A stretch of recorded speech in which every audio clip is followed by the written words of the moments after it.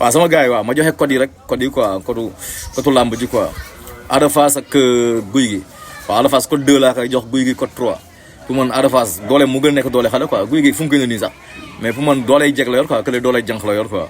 waaw Gouye Gui li ma wax rek problème ba moom la Lac Rose am moom la Balla Gaye am quoi ñoom dañu am problème bu xeex ak def bëri seen yaram encore quoi parce que dañuy perte lu bëri quoi parce que bu fekkoon lamb topp na normal rek Gouye Gui warul bëri ak Ada Fass donc ñoom perte moo tax ñu ñëw tey di bëri ak booy yooyu ba te bu lamb jaaroon yoon tamit Lac Rose du bëri ak Jackson perte moo tax ñu bëri ak ñooñu quoi donc booy ñooy xaw a nekk favori si bu ñu ko xamee utiliser donc Ada Fass laay jox code 2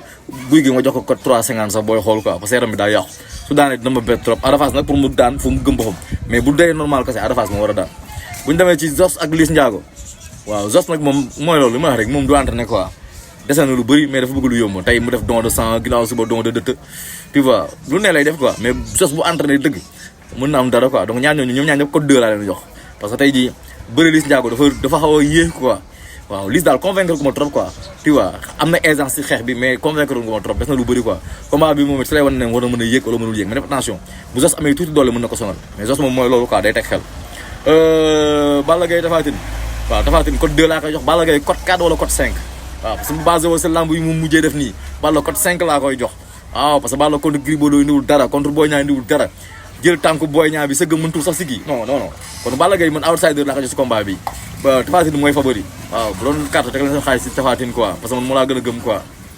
tu vois moom laa gën a gëm quoi Balla Gaye lu mu wane si dernier combat yi moom vraiment kotam dafa yokk quoi waaw bu daanee nag mën na maa bett Balla bu daanee mën na maa bett waaw Diomaye naka mu waaw mën na maa bett bu daanee quoi tu vois donc jox leen ko daal Tapha Tine quoi Mbaye Gouye Gui ak Moussa Ndoye ina forme bu rafet Moussa Ndoye Mbaye Gouye Gui tamit garaane gis naa ko tànk yi fees na loolay combat waaw ñaari code 2 foofu moom ku daan yàllaat parce que ñoom ñaar ñëpp ay mbër yu imposé lañ mais Mbaye Gouye Gui laay gën